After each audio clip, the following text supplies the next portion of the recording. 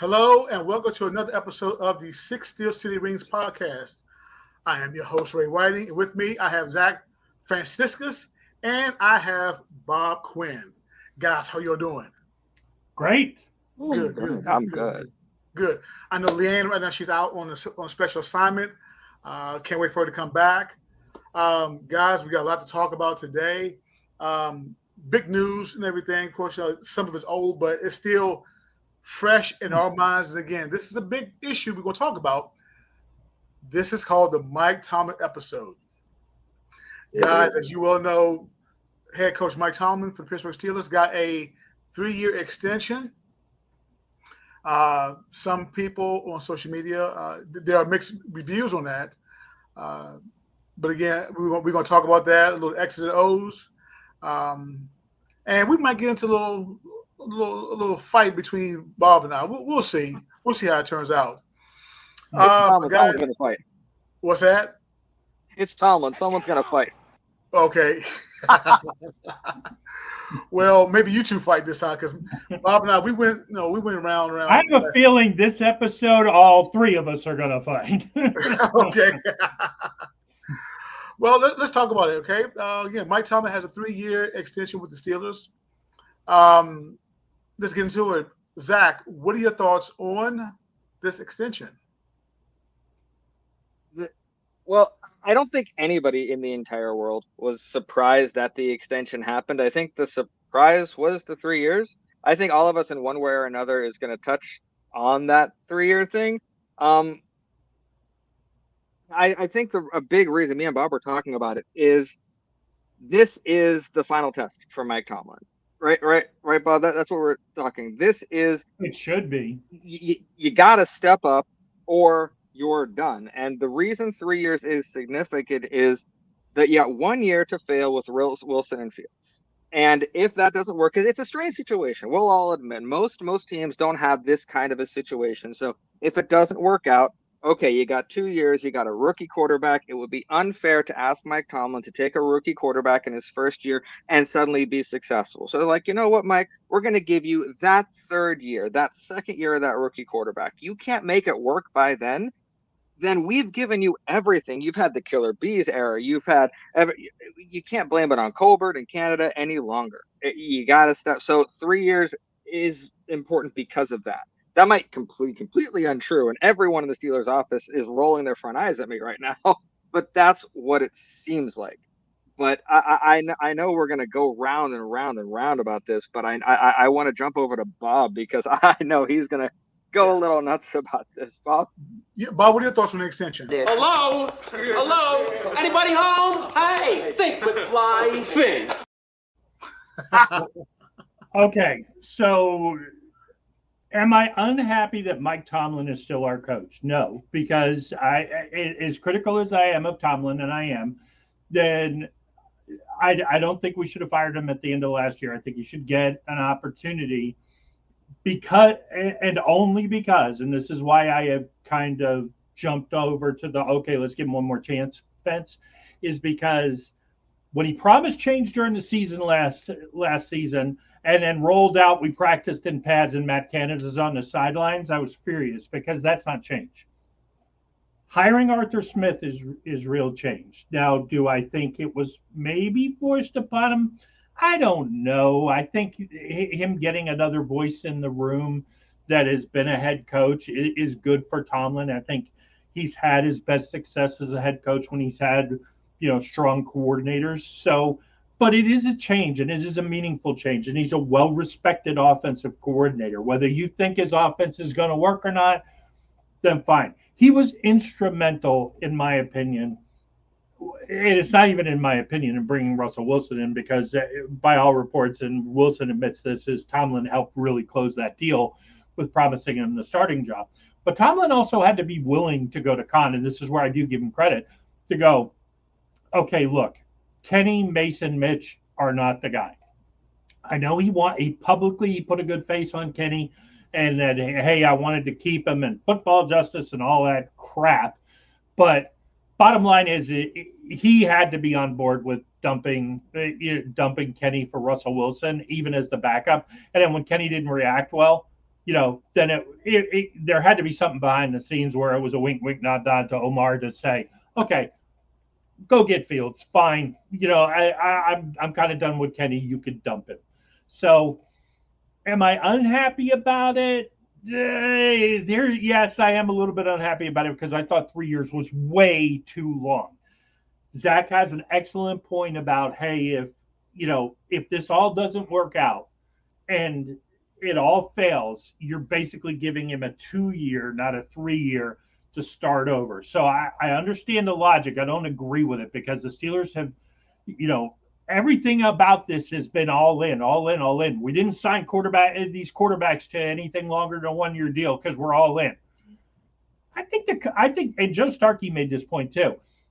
I think the coach needs to be all in too. He needs to have some skin in the game. And at this point, I don't know that Tomlin has skin in the game. He has the safest job in the NFL. And the Steelers' job, it was already a safe job. You got 17 years. Now he's going to get 20. And, Starkey, and we'll talk about this more later, Starkey and Zeiss were really on this on their show the last couple of days with, okay, so how long is it? 10 years, 12 years, 20 years? How long is it that we have to put up with, with no playoff wins and whoop-de-doo, we won 8 or 9 games? Okay, here's a question right here for you, too.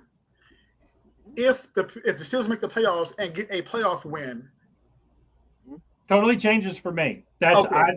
That change. That's progress. So is it in your opinion, is it Super Bowl or bust, or at least a playoff win or bust? I say AFC Championship or bust. I don't know how Zach feels. What do you think, Zach? I wish I had an easy answer. It's way more nuanced than this. I'm looking for very specific things this season from the Steelers. I used a word, I think 2.5 years ago, I have never used with the Steelers before while I was watching a game, and that word was cowardly. I looked at a play call and I'm like, that was a cowardly. And I had never, ever used that word.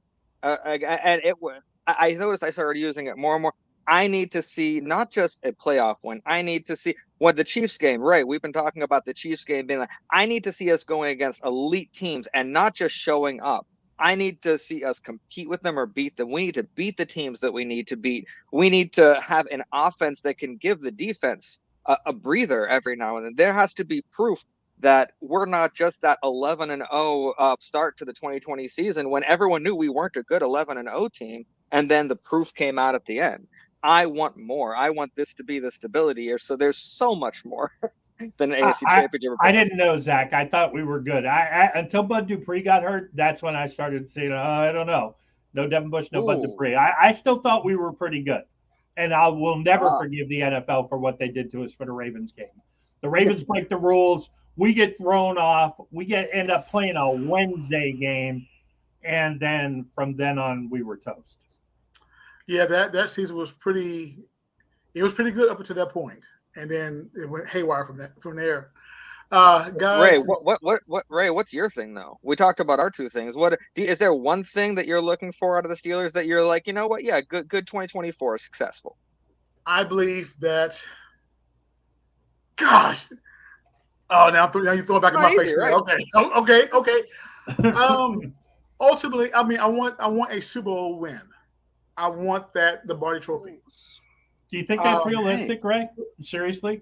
Do you see us in the Super Bowl this year? I don't, but I believe. I mean, again, the measure stick for this season is the Chiefs game on Christmas Day and the playoff game. If we make the playoffs, if Steelers make the playoff and they get that playoff win, I believe it's Super Bowl at that point. Now, to have that. To get to the playoffs and everything, that's fine. Get a playoff win because again, the playoff drought just for a win has been long overdue, and that's what all of Steelers Nation is fussing about. Again, and we all know that right now the AFC is loaded from top to bottom. Yeah, it's loaded. So it's the margin of error is very small. Because, I mean, 1 week, you could be a third seed, late in the season, and all of a sudden maybe lose a game or two. You may drop down to 6th or 7th. You see? So it varies. And I'm going to say it again. The AFC North division is the toughest division in the NFL. So look who we're facing. Now you look at the AFC West, the two-time defending champions in the Kansas City Chiefs. AFC South, you have Jacksonville, you have Tennessee. Jacksonville. Yeah, Houston's nasty. Houston's nasty. Houston. AFC East, you have Buffalo and Miami. So all the way around. And the Jets with Aaron Rodgers. But again, Buffalo and Miami. Ray, let me ask you this, though. I mean, with Aaron Rodgers is 41 years old. Tua's in a contract year. Looks like they might just franchise him or pick up the fifth-year option and not do much more. I mean, how good is and Buffalo's torn down. They tore down their roster. I mean, maybe Keon Coleman is better than Stephon Diggs, but, let's face it, he's a rookie, and your other big receiver is Dalton Kincaid, a second-year tight end who's very talented. Yeah. He's a good player, but I could see Buffalo taking a real step back. I think quarterback-wise, you're right. The AFC is loaded, but AFC East doesn't scare me a bit. AFC East and the AFC West doesn't. I mean, Dolphins because of their offense. I will say the Dolphins' offense, but Justin, my sister's boyfriend's gonna hate me for this, but I don't trust the Dolphins' defense as far as I could collectively throw them. I just don't. So if that offense can't put up like we saw against Denver, the 70, I don't fear that. You talk about AFC East, I'm like, well, I think about New England from like a decade ago. And that's kind of where my residual fear comes from. But so I absolutely right. AFC East overall, but there are some low quarterback points that we should be able to beat those certain teams we play. Yeah, just like New England last season, and we lost to them. But that's another topic for another week. So, but yeah, no, that's going to be a topic for this week, but we're going to get there. That's going to be part of when we do Tomlin good, Tomlin bad. That's really quick, really bad. Ray, before you jump into the next one, you said a playoff win. I think me and Bob have been looking at this tweet to put up for a second. When you talk about playoff wins and Mike Tomlin, I know because the roster looks good and all that, that's a much bigger gap than a lot of people realize. I mean, right there. Who's thought of the name Tom Coughlin lately? I haven't. And he's won a playoff game more recently than Mike Tomlin. So it just makes that playoff win goal. I appreciate that, I want you to go big or go home. I love the Super Bowl or bust, but when you talk about Tomlin and playoff wins, not playoff berths, playoff wins. Like we've backed into the playoffs a couple of I get very skeptical and very cynical when that tweet and that stat only enhanced it for me. I felt that way before. So is it whenever you bring up that playoff, I automatically get scared. I was shocked when I saw it. Let me respond to that tweet from Paul Zeiss. Mm-hmm. Coughlin has more playoff wins than Tomlin. Okay. Since 2010. Since 2010, he was with the Giants. Okay. Keep in mind, the Giants, the NFC East at the time, trash. It was trash all the way around. And I'm sorry. I mean, it was, again, the AFC is 10 times as tougher as the NFC. And again, the NFC, the New York Giants at the time, they had an easy cakewalk to the Super Bowl. No, they were the wild card. They beat the Patriots. They beat the Patriots. But the thing is, but they were the wild card, Ray. They had an easy, but look who they played. I mean, again, it was an easy route. That cold Green Bay game. Than what the Steelers had to go through as far as wild card game. Well, I mean, that comparison, maybe I'll give you. It's just that cold Green Bay game where I was sure the Coughlin was going to get frostbite. I mean, that didn't look like an easy game. I mean, competitively, I don't know if it's it, but as far as just being out there as a human being in that weather, I can't imagine that was fun. Well, did they play Brett Favre? Yeah, well, that year because it's a little facetious on Zeiss's part because Coughlin's wins were all in 2011 when the Giants went 4-0 and went to the Super Bowl. So they beat the Falcons 24-2. They beat What a weird score. they beat the Aaron Rodgers Packers, which was the real big upset on the way in Green Bay, 37-20. They didn't just beat them; they blew them out.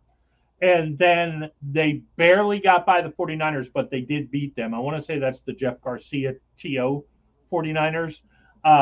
Might be wrong about that. I think I am wrong about that. I forget who that was that year.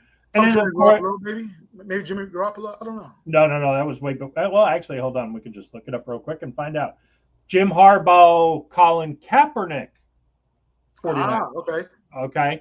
Mm-hmm. And then, of course, they beat Tom Brady and Belichick for the second time in the Super Bowl. So is it a little facetious that, oh, yeah, he got them all in 1 year? Yes. But the reality is he still has more from that one Super Bowl run 12 years ago than Tomlin has in the same 12 years. And, let's face it, Tom Coughlin never made the playoffs again after that year. Even though he kept coaching for the Giants, he never coached in the playoffs again. So, Ray, a lot of people, we're going to get to the specifics in what a head coach's responsibilities are and what kind of blame we can lay at people's feet. But, Ray, when you hear that playoff stat, how much of that do you put not kind of directly at Mike Tomlin's feet? How much of that playoff gap, the losses, the inability how much of that is Mike Tomlin's fault? As a student of the game, I would say first and foremost, it's the player's fault. Then the coach. Now, okay, how much do I put the blame on Tomlin? I would say a good 40%. Okay. Yeah, that's a good 40%. And again, because Bob, as a student of the game, my way of thinking is, and again, I've been taught this at an early age. If your hand touched the ball, you better catch it no matter what. I heard that too. Yes. And it's etched in my head right now. And again, I still remember to the day when my coach told me things like that. So what? Hold on, Ray. What playoff game did we lose because somebody didn't catch the ball? Well, no. I mean, what I'm saying is not so much as far as who didn't catch the ball, but just basic fundamental football to where the X's and O's to where maybe somebody missed a block and which may cause Ben to get sacked, or maybe they're throwing the ball erratically and throwing an interception. Things like that. Just basic stuff. Okay. Again, but I mean, yeah, I'm not, again, that's why I say 60-40 players, but 40% of the blame has to be placed on Tomlin. Has to be. So if you're the head coach, the leader of the organization, okay, first of all, I challenge you to do this. Name me the one time in Mike Tomlin's tenure that we went into a game and they said, oh, we out-schemed that team. We out-coached that team. We beat that team because we put our players in the best possible position to win. So Mike Tomlin is not responsible for what his assistant coaches and his coordinators has done. He's also not responsible for the product that ends up on the field with the players that I guess he doesn't pick. Ding. Okay, I got a response for that. Okay, well, wait a minute. So if he's not responsible for the players and he's not responsible for the coaches, what exactly is Mike Tomlin responsible for? But you have heard in his press conferences, we didn't do this. And he has taken responsibility for some things. He has. Why? Why? According to you, he's not responsible. Bob, he has not gone as far as, well, Matt Canada, he was a-hole. He did call his damn play and call a damn jet sweep when it's 3rd and 30 or. You don't think that's because he's the one who's responsible, who hired Canada in the first place? Well, okay, who writes the paychecks? So let's go up the ladder. Rooney signs the paychecks. So let's go up the ladder. Come on. According to Rooney on the Matt Canada thing, according to Rooney, not Jerry Dulock, who reported that it was Rooney, but according to Art Rooney himself, Mike Tomlin hires and fires the coaches. So is Art Rooney lying? That's what they say. Now, keep in mind, that's what they say when Bruce Arians, remember, he retired. You see, he retired. Well, he didn't. So I mean, front office. They didn't say Bruce Arians retired. They just didn't renew his contract. They didn't say Arians was retired. They just didn't renew his contract, which is what the Steelers do. He did. I thought he retired too. Thank you, Zach. Right. I'm going to double check that. No, yeah. I mean, maybe it's like a Mandela effect. Yeah, he took a job with the Colts 2 months later. I'm right again. I won another fight against you. Yes, I'm 2-0. I'd have to see the reports. There's no reports that said Arians was retiring. I mean, he's only 50-something years old at that point. He's coming off an offensive coordinator Super Bowl win. He goes on and coaches for another 15 years. But front office gave a different reason as to why Bruce Arians left the team. They didn't say he retired, right? Actually, let me jump in right here. I have a ESPN report from 2012 that said former Pittsburgh Steelers offensive coordinator Bruce Arians said he did decide to retire after the team decided to give him that contract offer and all that. So he said, when I wasn't offered a contract, it was an easy decision to retire. So I don't. So he may have bounced back in like a couple months, but the initial thing was now it may have been just because he was mad at the situation, or it could have been people reporting it wrong. Yeah. But the initial thing right off the bat was because I knew that I thought that he had, and I thought it was very strange that someone at that point in their career would retire, but I didn't know a lot about how football worked behind the scenes then. So I kind of took everything at face value, which you don't do. Here's another report, though, from ESPN on January 24th of 2012, where Bruce Arians says he was forced out. That's the one I was reading, but if you read the actual wording, that's where I got the retiring. So he was forced out, but so regardless of the wording, he was forced. He was forced out. Now, was that Mike Tomlin too? Yeah. Well. That becomes a real question because Dick LeBeau ended up leaving a couple of years later, and there was the rumor of the infighting that Rooney wanted Todd Haley to replace him to protect Ben. No. But Todd Haley left What specific infighting? Because I know there, but what I just want to know. So I know what we're talking about there. They didn't like how close Arians and Ben were. They felt they lost the Green Bay Super Bowl because they tried to game plan to make Ben the MVP. Now that being said, so even if you believe, and it may be true because it's 60-40 that Rooney hired Haley. So even if you believe he hired Haley, Todd Haley hasn't been the offensive coordinator since 2018. And over the last 6 years and during this playoff losing streak, you can't make the argument that any coach was forced on Tomlin. You might have been able to make it in 13 and when they forced Haley on him, but Haley and Ben were oil and water. That was contentious.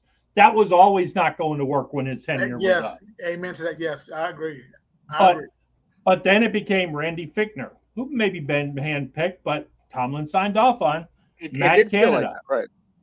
Matt Canada is solely the responsibility of Mike Tomlin. He just even the thing that solidified that for me was the way Mike Tomlin responded after Canada was left. It was personal. That was a personal failing of Mike Tomlin. So it was on no. So I agree, and that I'm wondering. I also feel that's why he kept Canada that long was because he didn't want it to reflect that badly on him. That maybe he didn't have his hand in all the coaches as he did with Canada and messing up this badly when he finally did have that much of a decision. He didn't want to say, "Well, I failed in this," which he did have to admit publicly, and I know that hurt him. And the knock on Tomlin is he doesn't like strong voices. If Arthur Smith and Tomlin has made a point that this is in the media that he will still control the offense, that Arthur Smith will be running what he wants. Okay, you can say that all you want, but bottom line is if Arthur Smith runs what Mike Tomlin wants, like we did the last few years, he's going to get fired. You know what Mike Tomlin wants? He wants Matt Canada's offense, so the defense is the star. That didn't work out very well. That's if he was so big saying. He wants Matt Canada's offense? Let's face it. Otherwise, why was he here? I mean, you saw the results of Kenny Pickett in 22, and it was so bad that suddenly you felt because Pickett played okay the last few games that, okay, we've turned some kind of corner and we bring back for continuity. No, I think it was all ego. I think Mike Tomlin wanted Pickett. I think Mike Tomlin wanted Canada. They both worked out so badly that Mike Tomlin, with the reputation he has in the league, with how players are all to admit that you failed at this level the first time you were given a chance to pick a new quarterback after Ben, I think he honestly thought that would have truly dented it. But what ended up happening is he dented it more by holding on. So I think it was the holding on was pure ego. If he had turned the corner 2 years ago when we had Brian Flores, which I praised him for at the time for hiring him as a linebacker coach. That was a great hire. Great hire. But when that contract came due at the end of the year, to let him go, Brian Flores, who's a genius defensively, he's one of the best minds in the NFL on defense that's not named Bill Belichick. Guess who groomed him? To let him go to Minnesota as the defensive coordinator instead of saying, okay, Terrell Austin, you're now the secondary coach, Brian Flores. It's not even a matter of, okay, Terrell, hey, you're doing a bad job. No, you're doing a good job, but bottom line is I got access to a better guy, and I still want you on the staff, but I'm going to demote you. He's the new defensive coordinator. And I think that's credit to Thomas' fault right there. Should he have promoted Flores to DC? Yes. Yeah, and Flores came over with some great schemes for that secondary last season. Year before last. Great. Not really. He wasn't part of the secondary. He's the linebackers coach. Well, I'm sorry. Well, okay. To be technical, okay, linebackers coach. But that was great. Mm-hmm. Again, there's a lot of blame to go around with Tomlin. There's a lot of blame. Yeah, but he doesn't get blamed for his coaches. He doesn't get blamed for his players. And you cited the press conference. Congratulations. I submit he sucks at press conferences now. Because last season, he walked out on a female reporter who asked him a valid question. Football justice? Right? What kind of crap was that? And then, I'm going to promise change. He talks at let's just face it, and this is part of having a head coach for 17 years.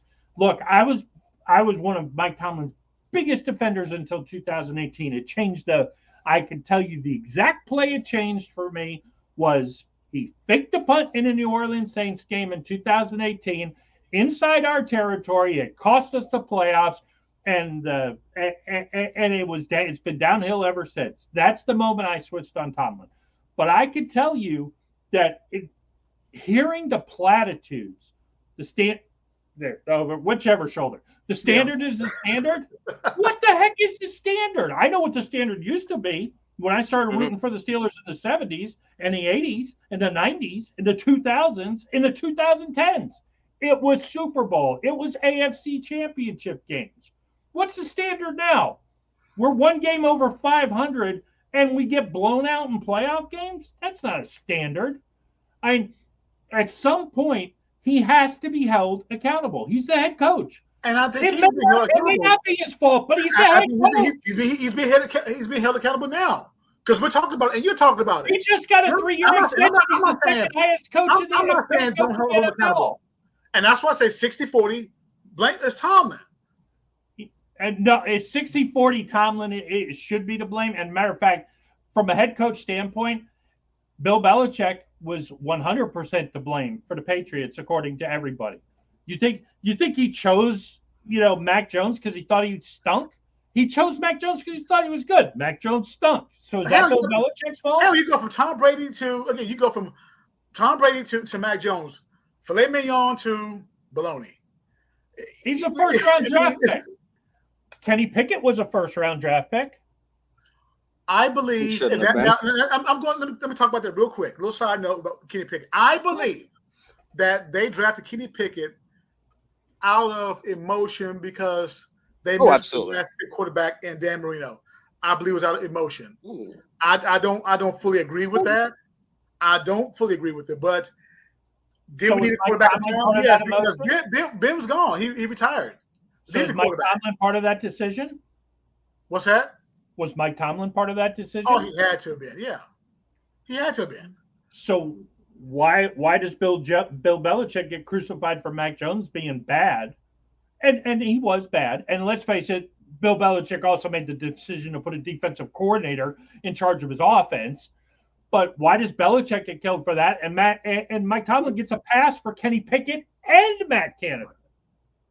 I think we have to. If Mike Tomlin was at the unlikable level that Bill Belichick is, because Bill Belichick thrived on being unlikable, I think some of these conversations would be different. Mike Tomlin is a charming, eloquent human being who just he can speak to people and make you feel seen, and that matters. I think when people talk about all of this, they take that into account.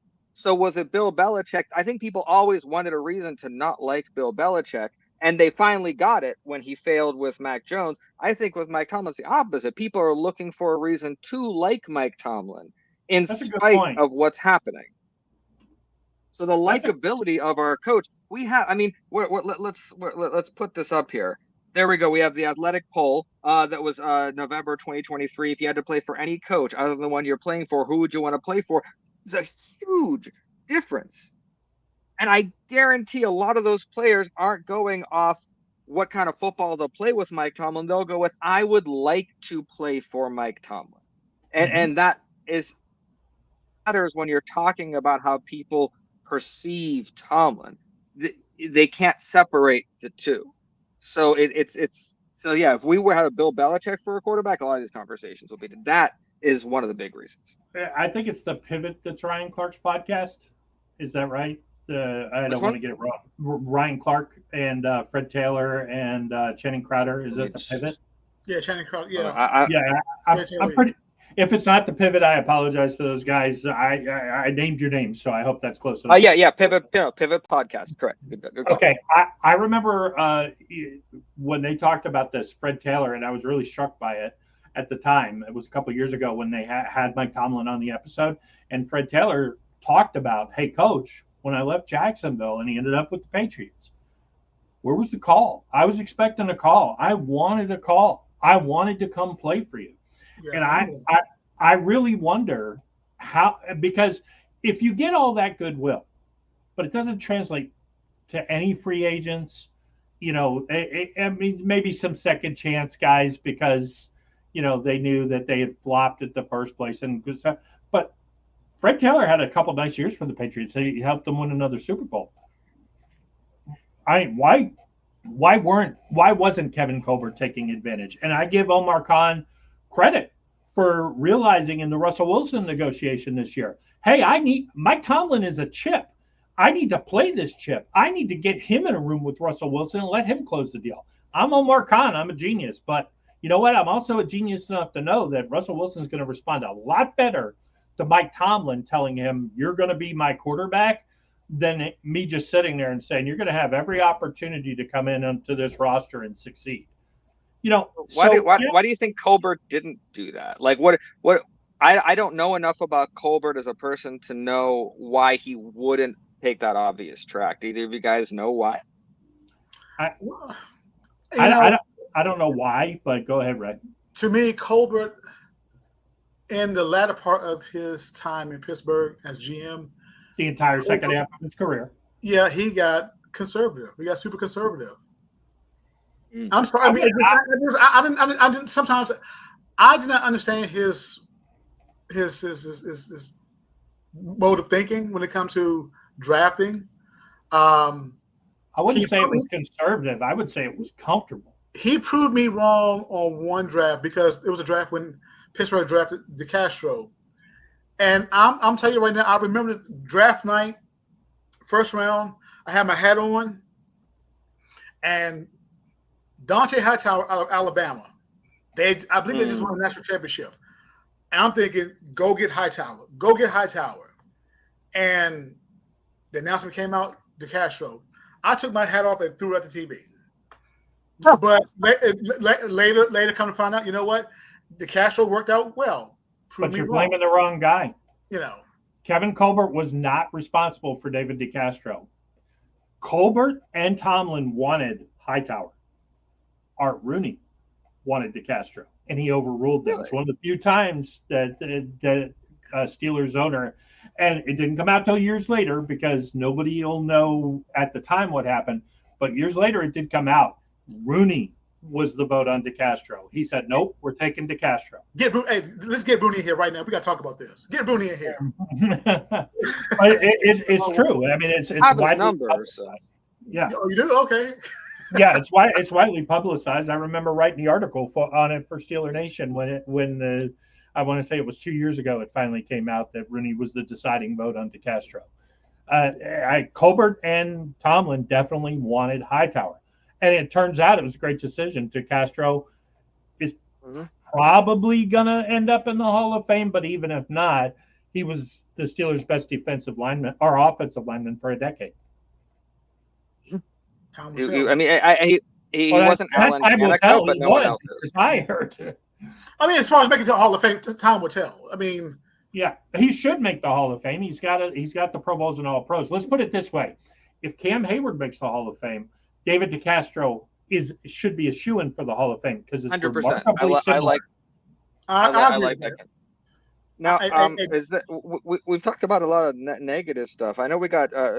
Let's quickly balance this out so we don't get brutalized and talk about the positives, because there are a lot of positives with Mike Tomlin's career, but because of the last half, we get frustrated and we don't want to talk about it.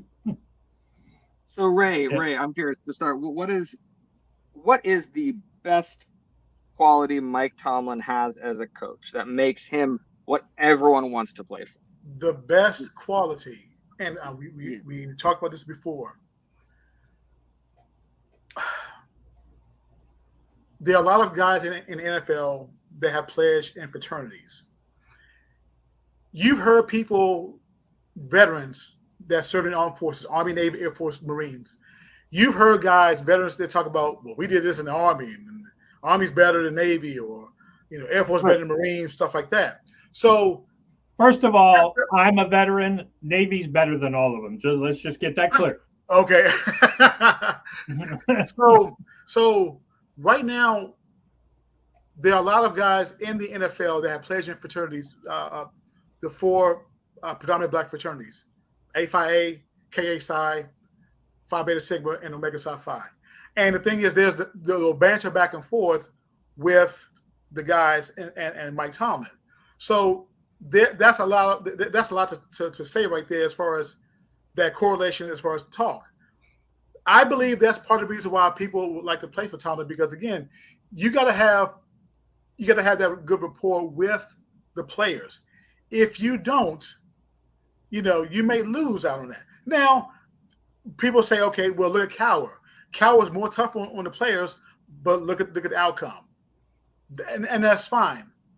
But you also got to be a player's coach as well. You got to have a good talk with them. Bill Cowher was a player's coach. Everybody says all the players who played for Cowher are the same way. They loved Cowher. They loved playing for him.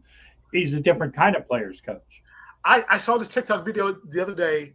It was showing Pouncey come off the field, and Tomlin got in his face. He said, "Hey man, hey, the time is ticking. Set your personal stuff aside. Look at the clock. We got to win the game and everything. Come on, let's go." Things like that. So it's just a good rapport. But you don't think players love Cowher being honest to their face, saying, hey, and being emotional? You don't think these players loved it when he ran out and stuck the photo of the too many players on the field? Now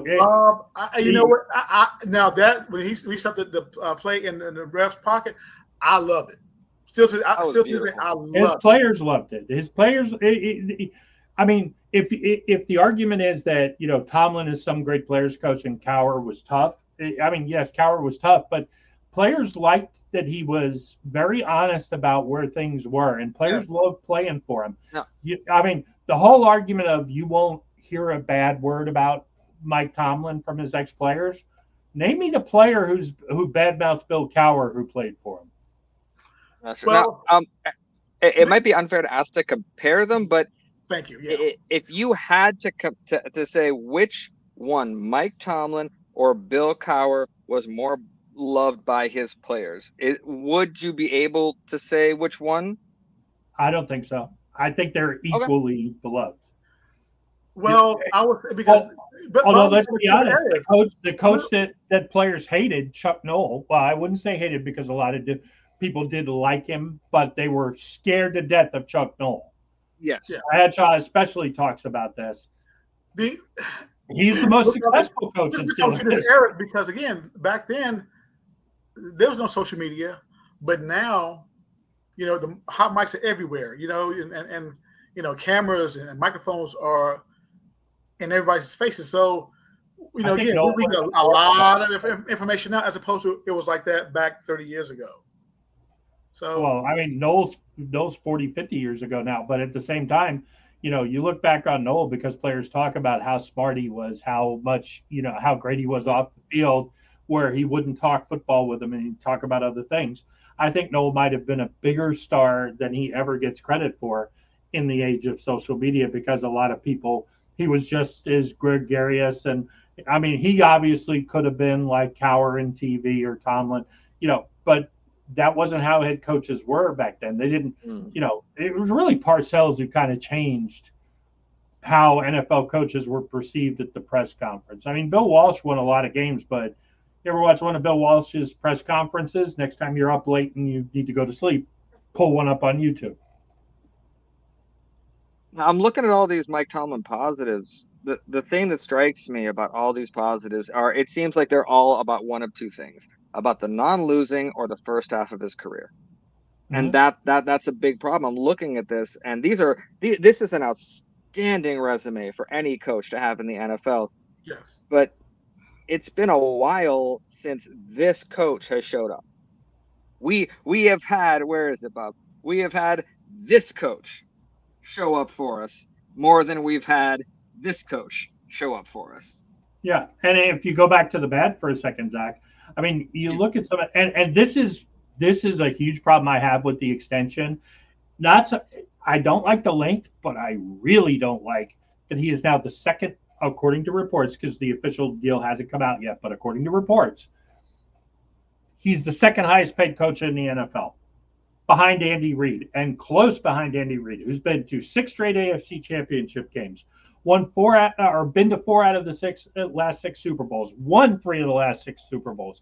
Not to mention the fact made another Super Bowl with another team and went to, I think it was 5 or 6 or NFC championship games with the Eagles. Four. And now since we lost to the New England Patriots in the 2016 season AFC championship game and got destroyed and blown out, we've played 5 playoff games. We've lost 4 of them by double digits, 3 in a row. And I'm sorry, but how 27 head coaches in the NFL have won a playoff game more recently than Tomlin? That can't be acceptable in Pittsburgh. Look, if I'm the Washington Commanders, and you could make an argument the Washington Commanders, with all the success they had in the 80s and 90s, shouldn't be putting up with it either. So let's pick a different team. If you're the Jacksonville Jaguars having a bunch of winning season and being relative, okay, I can get the appeal. You're the Pittsburgh Steelers. You're supposed to be the gold standard of the NFL. Dallas hasn't been in an NFC championship game in, I think it's now 40 years, or it's at least 35. We're supposed to be okay with that? That's what we want to become? We want to become Jerry Jones and have Art Rooney talking about how he really wants to win, but he's not going to do anything to do it? Look, coaches run their course. Nobody gets us. Marvin Lewis is the only coach who lost 5 playoff games in a row and got an extension on his contract. He's the only other coach in NFL history who has that. Why are we aspiring to be the Cincinnati Bengals? We're not aspiring to be the Cincinnati Bengals, Bob, because we're better than the Cincinnati Bengals. Bottom line. Why? No, we're not. Cincinnati went to a Super Bowl a couple of years ago. And they lost. Cincinnati has Joe Burrow. And they lost. They still went. They won the AFC Championship. They beat Kansas City in Kansas City. What have we won? What have we won during that time? There's only one champion. There's only one team at the top of the mountain, and that's the Super Bowl champion. Because you make a Super Bowl appearance, okay, fine, woohoo. I mean, to me, it's okay. But if you say that, then you take away one of Mike Tomlin's Super Bowl appearances. So there goes another positive from Mike Tomlin. Yeah, there's only one champion, and he won it in his second year. We're 17 years down the road. But wait a minute. You hit the asterisk part. He's a Steeler coach. Okay, I'm joking on that part right there. I'm joking. I see your point, and fine. I mean, really. And I like Marvin Lewis. He got to start. Well, maybe not his start, but Cowher kind of gave him his first real NFL job. I'm an advocate. Marvin Lewis should have gotten a second chance from the NFL. I still believe that strongly, and I think I'm pretty sure he's involved in Brian Flores' lawsuit against the NFL. He is. Marvin Lewis deserved a second chance. Marty Schottenheimer.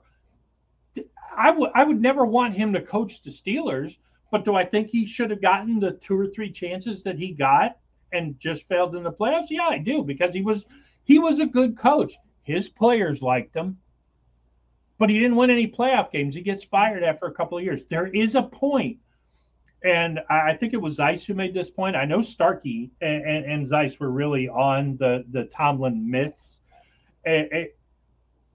How many years is enough? Is it 10 years without a Super or without a playoff win? Is it 15 years without a super or a playoff or a Super Bowl? How much is enough? We haven't won the division in 4 years. How long are we going to go? Well, damn, Bob, you sound like Congress. Okay, let's have term limits. You know, I agree. Well, the thing is, I remember from 1995 to 2005, that decade where Cowher had to get, he won playoff games in between. Then he had good seasons, but it wasn't about that. It was about when you're going to get back to a Super Bowl, Bill. It wasn't about the end. It wasn't about the playoff wins. It was when are you going to get us into the Super Bowl, and it wasn't until he got back to a Super Bowl that everyone was like, okay, now we got Mike Tomlin. I agree with it. He needs that. So it's and he hasn't even had Bill Cowher's success in that decade postseason wise. Yeah. He's had none of that in the last little bit. Ray, let me ask you a question, because sure. I know you're a Tomlin proponent, and we want to be clear. Are we unhappy with some of the stuff that he's done? Yes. And it's more about the, why are we putting up with these, everybody calls them, well, not everybody, but social media mediocre Mike. Okay. Why are we putting up with stuff like this? But let me ask you a question. So Ben's last year, we're playing Kansas City before and Kansas City was, okay, they're the big bad on the playoff game, or yeah, the playoff game. We're going into the playoff game. How did you feel as a Tomlin supporter when Nick Wright goes on national television and says playing the Pittsburgh Steelers in the wild card round of the playoffs is better than a bye? It's a preseason tune-up so that we keep our players sharp. I don't think there's any truth to that. I think there might be a little of, where we haven't been that competitive in it, but I would have to. That's something I have to think back on, because sometimes we limp it.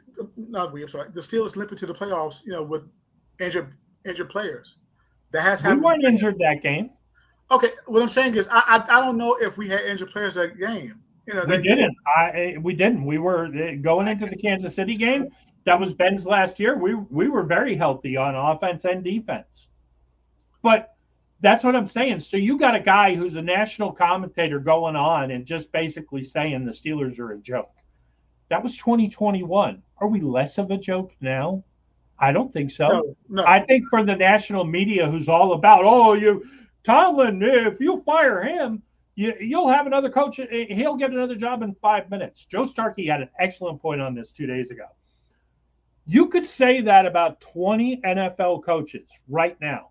If Andy Reid got fired, he'd have another job in 5 minutes.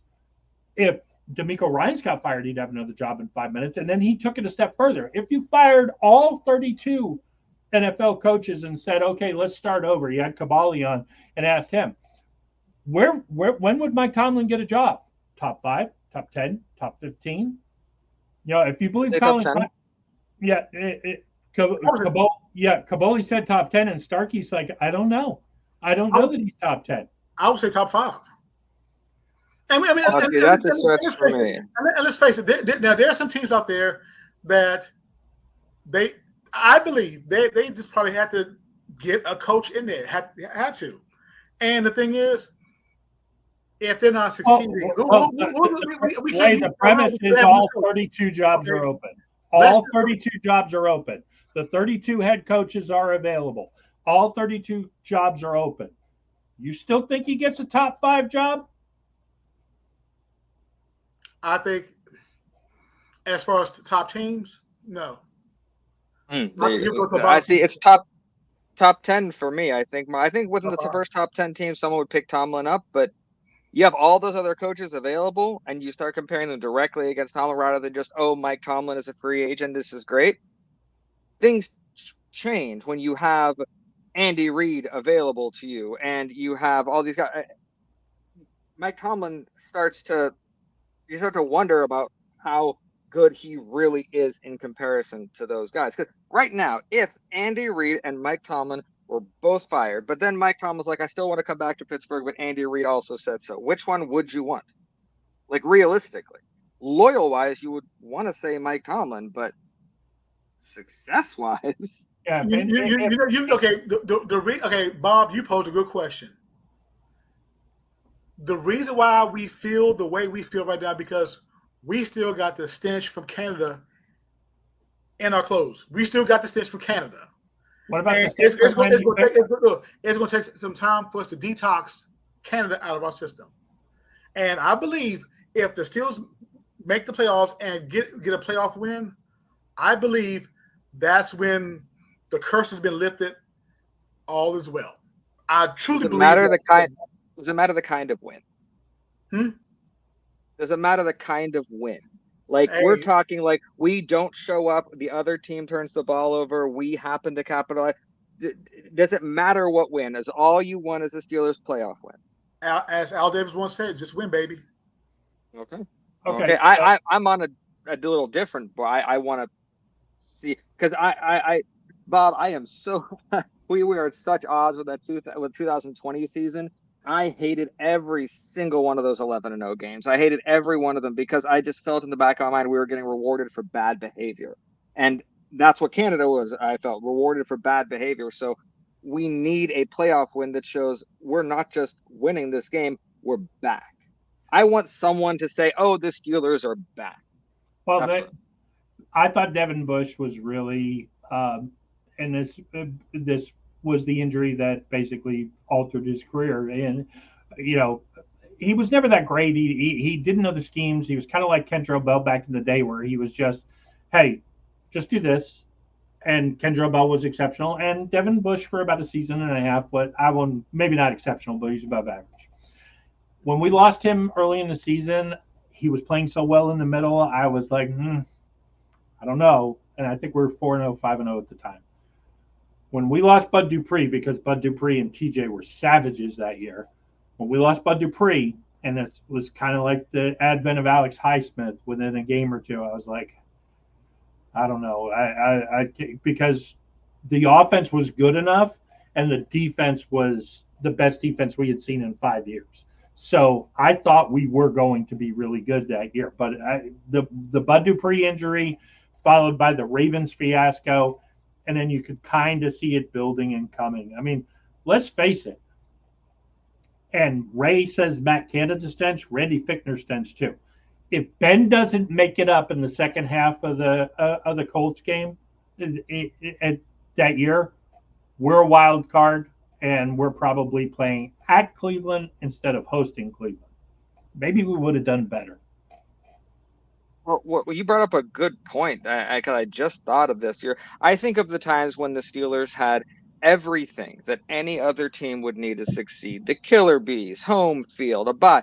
Does Mike Tomlin need to have his back against the wall to win? Is that Yes. why all of this Yes. is happening? Because Mike Tomlin has to have that win or like this is it pressure. And maybe is that what's going to make him finally, have a fire under his ass this year? Well, his back Because was against the wall against Buffalo and Kansas City the last two playoff games. I can't well, think of a more back against the wall scenario than the Kansas City game. The problem is with the postseason, I legitimately think because Mike Tomlin has so many of those back against the wall pressure things, that what happened in Jacksonville his first year. I remember watching the Americas game from the 2008 when he said I wore my team down to a nub, and I know I did that.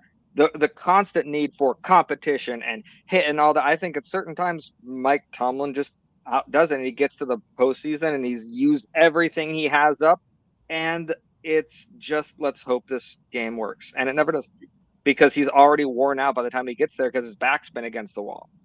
Well, so, while we're on the subject of coaching, we also got to look at Terrell Austin, the defensive coordinator. Is he gonna come up with some good schemes to really give the ball back to the offense? That's a good question because again, look who we picked up.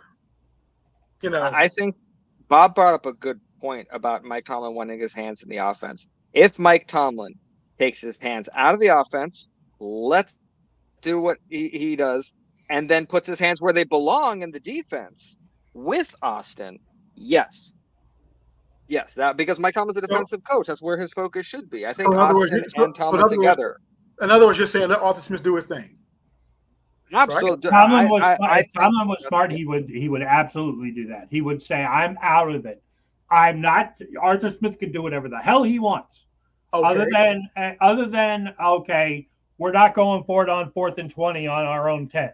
Okay. Other than that. Okay. So if Russell Wilson goes out those 4 picks, Justin Fields come in, he throws a couple picks. I mean, just stinks up the joint. Jaylen Warren and Najee Harris can't run the damn ball. You got Pickens, being pissed off because he's not getting the ball. What week is it? Do you blame Tomlin? Do you blame Mike Tomlin at that point? What week is it? And you're hypothetical because if it's week 1, I don't care. That's what. If it's week 6, then I might think if we're 0-6 and everyone's heads are falling off while they're trying to run the ball, then yeah, let's change things up. But I expect the offense to have growing pains. I don't think it's unrealistic to we're a new offense. We got new quarterbacks. We don't know what kind of Najee we're gonna get. We have a bunch of new offensive linemen. That's why our defense is the highest paid defense in the NFL, because the defense has to pick up the slack while this offense works. But week 6 are on that rate, it better work.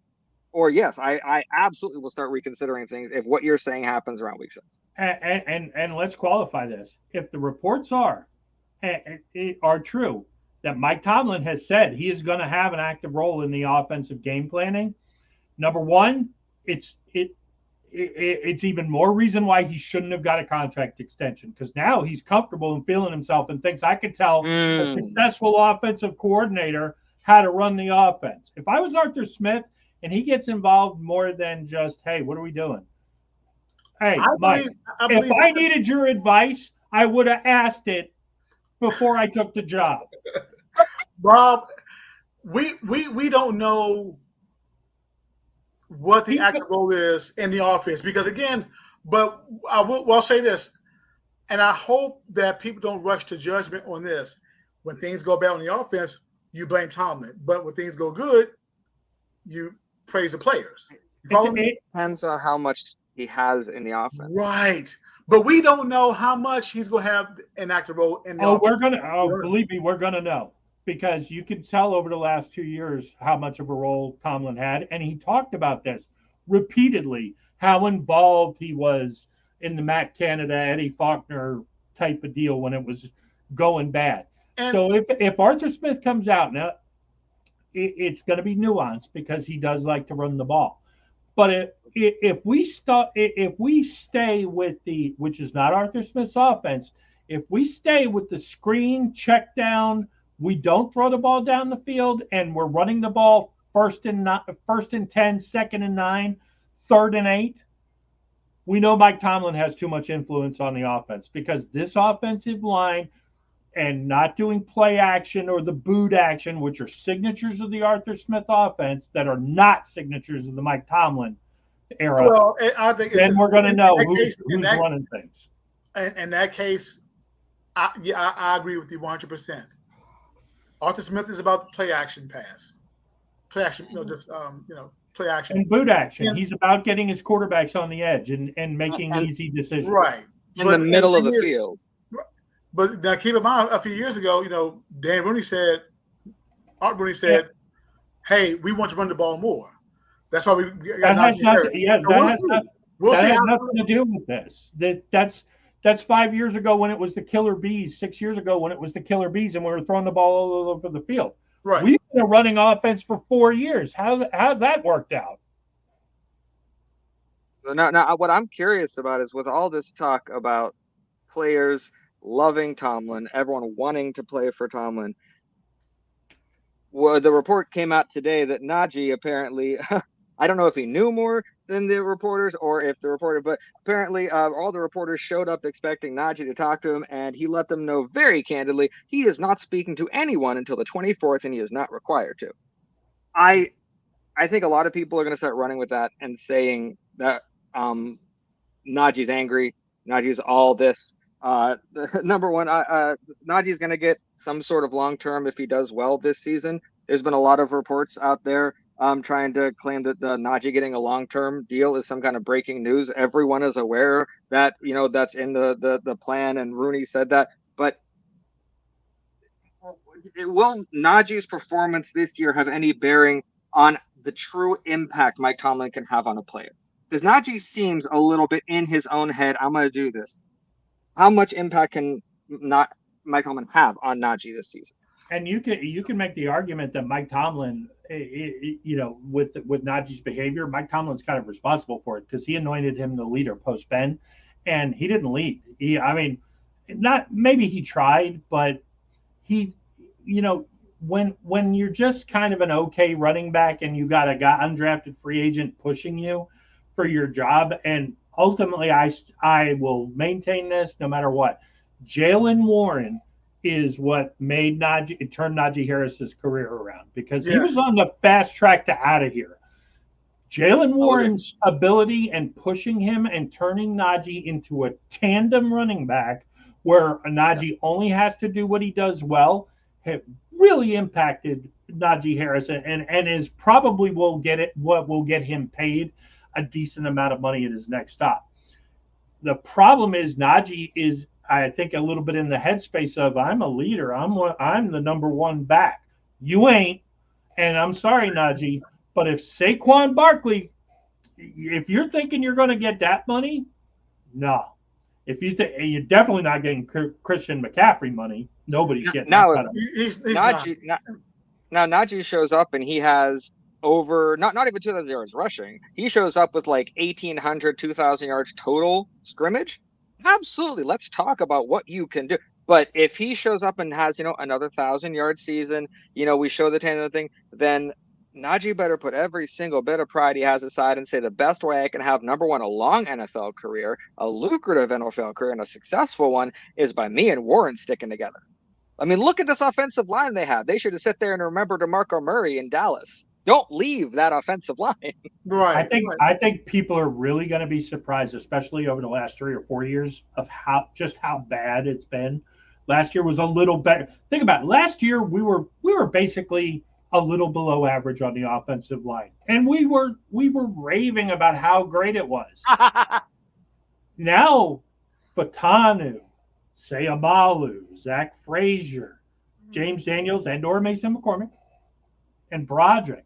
I mean, I'm excited. I think it's the best offensive line we've had maybe since 13, because at the height of DeCastro.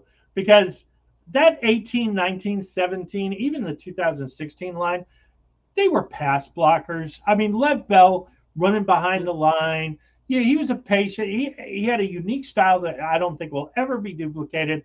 I think he really bailed out how bad of a run blocking team they were during the height of his career. It's been a long time since we've been a road grading running offense. You want to have a great running game, you get a great offensive line. The problem is they thought they could shortcut it. We'll just go get a big, strong back and let him run into the line, and we'll get it that way. Bettis was great, but Bettis played behind some really great offensive linemen. So the idea of Najee is great, and they shortcutted it. It was wrong because now Najee, it was great. I got a 1 or 2 yard gain that should have been a 4 yard loss. We're still getting blown out and we can't run the ball. 2nd and 8 is 2nd and 8. I don't care if you broke 10 tackles to do it.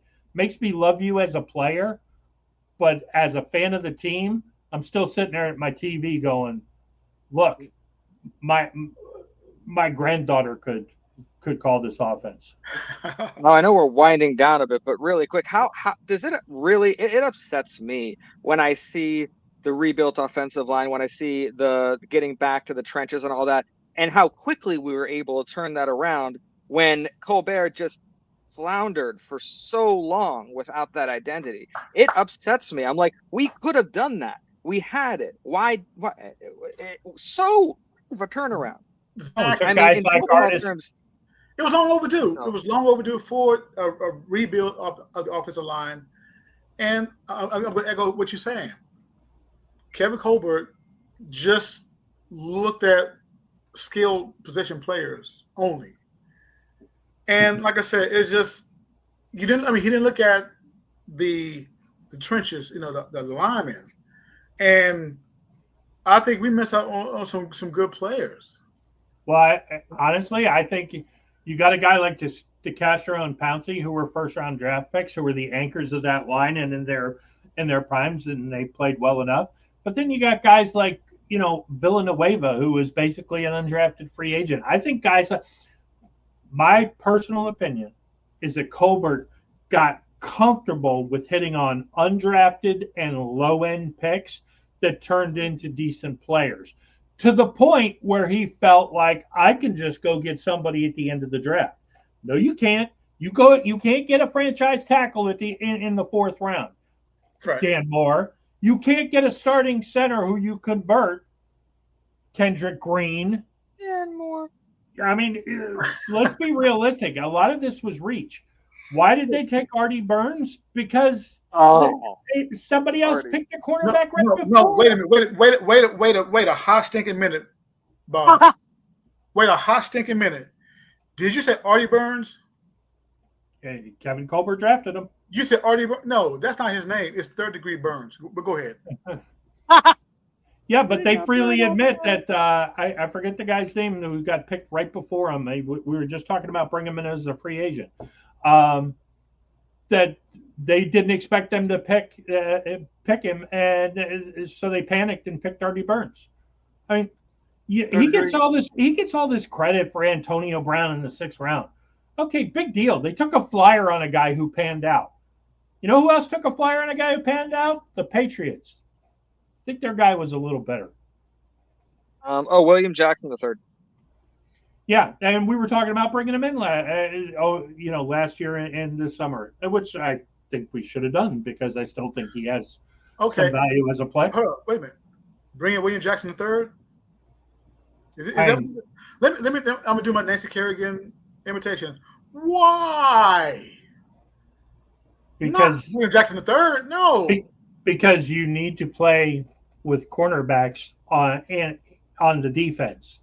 Well, so your point is, okay, William Jackson III over Cam Sutton, which we didn't talk about, and this was Florio went off on this on the Pony show, and Pony went off on this too a little bit. Tomlin, after he gets his extension, comes out and starts talking to the media, and Cam Sutton comes up and he's a good guy. A good guy who choked and beat his wife repeatedly? It's so bad, the indictment, even though it's a misdemeanor, that Florio floated the idea as this is not going to be a 6-game suspension. There are mitigating circumstances, and he wouldn't be surprised if it was an 8 or 10 game suspension. Now, look, do I think Cam Sutton, saying he's a good guy, that's not good verbiage. Hey, we were comfortable with Cam Sutton. Hey, we knew what he brought to the table. Stuff like that. But you come out feeling yourself with your 3-year, $60 million purported extension, and all of a sudden a wife beater's a good guy? Come on, Tomlin. You're supposed to be good at press conferences. Well, we will see how long the suspension is for Cam Sutton. I want him ready for the latter part of the season, and we make the playoffs. I want him ready for that. If we're any good in the latter part of the season, and unless somebody gets hurt, I'm telling you right now, I don't think Cam Sutton sees the field. Because if Darius Rush, Corey Trice, Beanie Bishop, if those guys prove during the first half of the season that they can play, then what the heck do we need Cam Sutton for down the stretch? I honestly feel if this starts dragging out, it more than it has, because stuff's going to keep coming out, about what there might be a video that comes out, like the Ray Rice thing. And if you got that mixed with a bunch of blowback, mixed with a long suspension, I can see the Steelers honestly saying, listen, we know we got a relationship with you, dude, and just cut, because there's no, we don't take a hit for that, right? Just free cut. Well, he's a 1-year deal, so I mean, any impact to the salary cap is minimal. Ultimately, I believe that Omar Khan has been aggressive in off-season trades and draft and everything. That's fine, and so is Tomlin, because I believe it goes back to this 3-year extension. Tomlin, you have 3 years to get a playoff win and/or a Super Bowl. You have 3 years to get it done. That's and right. I mean, again, I believe this is where the aggressiveness comes in, to where you get. That's not aggressive. That's the problem. You get good draft picks. You will and deal to get key position players that will help the team. I'm good. Again, I'm happy with what I'm seeing right now, and that's why we're discussing this here, which is part of the Mike Tomlin episode. And like I said. You're happy with 7 years of not winning a playoff game? 6 straight years of losing 3 games? Am I happy with it? No, I'm not. I'm disappointed. I'm not mad, but I'm disappointed. Yeah, 6 consecutive seasons of 3-game losing streaks. I'd love to do some research on that and figure out how many coaches have been promoted to the second highest paid in their profession after 6 straight years of that. So my biggest thing about Mike Tomlin that I don't want to happen is, Bob, you brought it up, I don't want there to be an arrogance that I have my contract now, I'm comfortable, the decisions are what they are, I don't have to explain them to you. I don't want that to happen. But I believe that this 3-year deal is the final chance for Mike Tomlin to get it right. If he does, then that means we're going to have Super Bowls and contending for the next decade. If not, we're going to enter a new era very soon. And that's kind of my last thought on that. Yeah. I mean, I agree. It's probably his last chance. Probably. The only reason I say that it's probably, and I don't agree with like Paul Zeiss and Starkey and some of the others who've said, well, just why not give him a 10-year extension? It doesn't matter. Is Art Rooney is now older than Dan Rooney was when he handed the team to him back in the early 2000s. There's another Dan Rooney coming. So do I think Art Rooney wanted to make sure, and maybe this is part of his exit plan, is that he hired Tomlin. He wants Tomlin to be his legacy. He's going to give him every opportunity to turn it around and win before he hands the reins to Dan. Mm-hmm. That's a good point. That I didn't know that about the age. That's a really good point about the age, because as especially a Pittsburgh Steelers owner, that has to weigh in your head that the cycle, the history, it's around. I'm where my dad was. That's a great point, because that has to come into decision making. Yeah, the good news is Dan is kind of grown up in the Steelers organization as a former college quarterback. I mean, yeah, so he's a football guy, so it's good. There is a Rooney path forward. So it just depends on, and let's hope he's more like his namesake than he is his dad, who is much more like his grandfather than he is his dad. So before Ray takes that, I'm curious, on a scale of 1 to 10, 1 being I wish Mike Tomlin had gotten fired, and 10 being I wish he had gotten more years, where do you land on this? Because I'm about a 6, I'll say. I'm a 4. Do I think he should have got fired? No, but I'm a lot closer than you should have got fired than you should have got a 3-year extension. I think 2 would have been, hey, we're going to give you this year where we're all in, and we're going to guarantee you next year so that if it all tanks, that you get one more shot. And then that doesn't mean at the end of next year we're going to fire you for rookie quarterback. You go 2-15 with a rookie quarterback, then bye-bye. But, if you do your normal thing, unless Mike Tomlin's never going to go 2-15. Mike Tomlin's, never going to go 5-12. He's probably going to, worst case scenario, maybe have a 7 or 8 win season at some point. There's also the back thing of, I really think that Art Rooney wants to make sure that he breaks Noel's record. He's got to win 20 out of 51 games to tie Noel. He's got to win 21 out of 51 to pass him in the regular season. I mean, it's hard to think, no matter how bad it is over the next 3 years, that he's going to average less than 7 wins a season. I don't think that's going to happen. I think 3 years from now, we're going to be sitting here talking, well, knock on wood, we're all going to be sitting here 3 years from now talking about it, saying, I can't believe we went 21-30. Ray, where are you stand on that? I'm at an 8. No, take that. 7. I'm at a 7. I'm at a 7. 7, not bad. All right, so 6, 7, average of 17, average of 5. 5 it is. Okay, right in the middle. So there's we can get LeeAnn to help the average out when we get it. But right now we have about a 50% trust in Mike Tomlin going into 2024 is what we learned today. Yes. She's going to be really good or really bad. Yeah. Guys, another episode in the books. Oh, before we get out of here, I want to give a shout out to Dr. Shanace, big Steeler fan. Dr. Nichols, another huge Steeler fan. Welcome to the show. Hope you enjoy it. As mentioned earlier before, Dr. Wiley, these other doctors are in the same group as with Dr. Wiley, so he turned them on to the podcast. Well, Docs, welcome to the Six Steel City Rings podcast. You will love this. You will enjoy it. Check out our website. We have some merch. A little bit right now. SteelCityRings.com. SteelCityRings.com. More merch is coming, by the way. There's a couple of shirts on there now, but there's more coming. And if there's anything you want customized, as far as like maybe a cup or a hat, just let us know, and we can accommodate special orders. Thanks to the Blue Source of Jacksonville. There you go. Your Blue Source Jacksonville. Guys, we are done.